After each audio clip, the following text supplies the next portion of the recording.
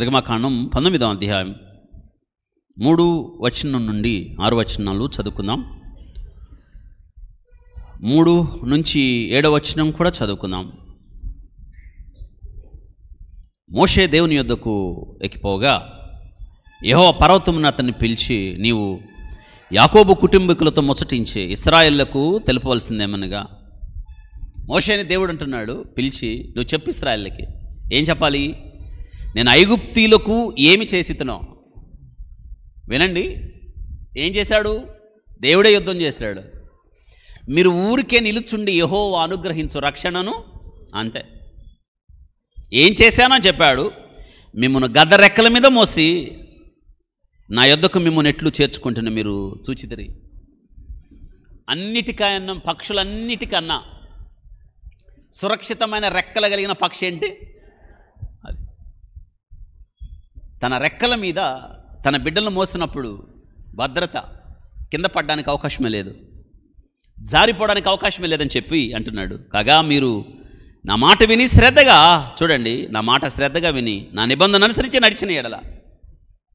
ఇక్కడ 2 విషయాలు చెప్పాడు. ఏం చెప్తున్నాడు?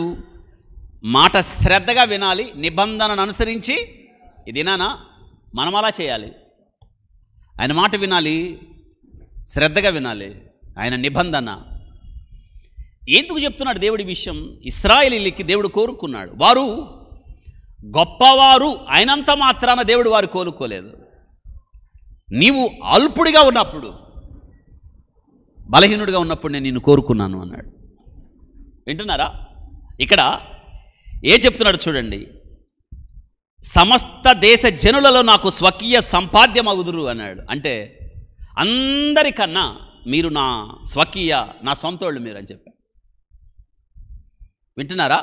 అని చెప్పి సమస్త భూమియును అదే కదా, మీరు నాకు యాజక రూపకమైన రాజ్యముగాను పరిశుద్ధమైన జనముగాను ఉందురని ఇశ్రాయేలుతో చెప్పాడు. యాజక రూపమైన ఏంటంట? యాజక రూపమైన, చూడండి అక్కడ రాయబడింది, ఆ రాజ్యము అన్నాడు. ఆ తర్వాత పరిశుద్ధ జనం. నిజంగా వారి దినాన ఇశ్రాయేలుకి దేవుడు ఆధిక్యత ఇచ్చాడు, వారిని కోరుకున్నాడు. ఎందుకంటే మరి వినండి, దేవుడు ఇక్కడే మనం కన్ఫ్యూజ్ అవ్వకూడదు. రాజ్యాన్ని కోరుకోవాలా, వ్యక్తిని కోరుకున్నాడు. వ్యక్తి ద్వారా ఏమొచ్చింది? మనం చాలాసార్లు అనుకుంటాం దేవుడు ఆ దేశాన్ని కోరుకున్నాడు. No no no no no వ్యక్తిని కోరుకున్నాడు. అబ్రహామును కోరుకున్నాడు. అబ్రహాము నుండి ఇస్సాకు, ఇస్సాకు నుండి యాకోబు, యాకోబు నుండి 12 గోత్రాలు, 12 గోత్రాల నుంచి వచ్చిన వారు ఎవరు? వాళ్ళందరూ ఇశ్రాయేలీయులు. ఇశ్రాయేలుకి దేవుడు ఆ దేశాన్ని ఇచ్చాడు, గుర్తుపెట్టుకోవాలి. ఎందుకంటే ఆ దేశం ఎందుకు ఇవ్వబడింది అంటే ఒకటే మాట, మరి వాగ్దాన కుమారుడు, వాగ్దాన పుత్రుడు రావాలి కదా. రావాలా లేదా? యేసయ్య రావాలి కదా. ఆయన రావాలి, ఆయన పుట్టాలంటే ఒక దేశం ఉండాలా లేదా? ఒక దేశం ఉండాలి, ఆ దేశంలో ఒక జాతి ఉండాలా లేదా? ఉండాలా లేదా? ఒక జాతి, ఒక జాతిలో గోత్రం ఉండాలా లేదా? ఆ గోత్రం ఏ గోత్రం? ఆ గోత్రంలో ఒక కుటుంబం ఉండాలా లేదా? అదే దేవుడు చెప్పాడు. వ్యక్తిని కోరుకున్నాడు. విచిత్రం తెలుసా? ఆదికాండం 11వ అధ్యాయంలో మతం ప్రారంభమైంది, 11వ అధ్యాయంలో గురి కలిగిన జీవితం ప్రారంభమైంది. అదే మనం నేర్చుకోవాలి ఇక్కడ. అయితే నేటి దినాన యూదులకే దేవుడా? కాదు, అందరికీ దేవుడు ఆయన. ఈ దినాన్ని చాలామంది అంటున్నారు, ఆయన ఇజ్రాయెల్లో కదా పుట్టాడు, ఇశ్రాయేలుకే కదా దేవుడు. కాదు, యేసుక్రీస్తు అందరికీ.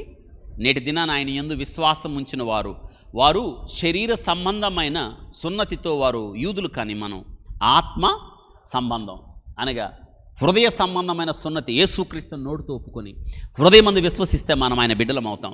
ఇప్పుడు 1 పేతురు పత్రిక 2వ అధ్యాయంలో ఏం చెప్పాడు అక్కడ చూడండి. చూడండి 9వ వచనం, 1 పేతురు పత్రిక 2:9. అయితే మీరు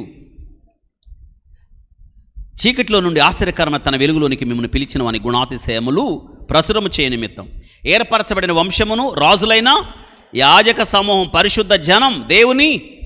అంటే ఆ దినాన వాళ్ళు యూదులు, ఇశ్రాయేలీయులు. నేటి దినాన మనం అంటే ఏ భేదము లేదు, అందరూ పాపము చేసి ఇప్పుడు మనకు దేవుడిచ్చిన ఆధిక్యత ఏంటంటే ఆయన రక్తము ద్వారా కడగబడిన మనందరం ఆయన సొత్తు, ఆయన ప్రజలం, యాజక, అవును ప్రజలం, మనం యాజక సమూహం, దేవుని సొత్తైన ప్రజలం, రాజులం. దేవుడు ఇంత ఆధిక్యత ఇచ్చాడు, వింటున్నారా? కాబట్టి ఇంత గొప్ప ఆధిక్యత ఎలా వచ్చాయంటే, ఒకనప్పుడు చీకట్లో ఉన్నాం, ఇప్పుడు వెలుగులోకి వచ్చాం. ఆయన పిలిచాడు మనల్ని. ఒకనప్పుడు కనికరించబడక ఇప్పుడు కనికరించబడ్డాం. ఒకనప్పుడు ప్రజగా ఉండక ఇప్పుడు ప్రజయం. ఎలా సాధ్యమైందంటే ఒక్కటే, యేసుక్రీస్తు ప్రభు తన రక్తమును కార్చి నన్ను కొన్నాడు. ఆయన నా పాపపు వెల చెల్లించాడు, నా అప్పు తీర్చాడు. చిన్నప్పుడు సండే స్కూల్లో పాట నేర్పించేవాడు, యేసు చచ్చి తీర్చెను నా అప్పు యావత్తు. అంతే. Paid the fully paid the penalty. నీకు నాకు వేయబడిన శిక్ష, జరిమానా fully paid on the cross. సిలువ మీద ఆయన వెల చెల్లించాను మనల్ని కొనుక్కున్నాడు. ఇప్పుడు మనం ఎవరి సొత్తు? మరి ఆయన సొత్తు అయినప్పుడు ఎవరి కొరకు బ్రతకాలి? ఆత్మతో సత్యమతో ఎవరిని ఆరాధించాలి? ఆత్మతో సత్యమతో ప్రభుని ఆరాధిద్దాం. లక్ష్యమిడదాం. ప్రభు యొక్క శరీరమునకు, ప్రభు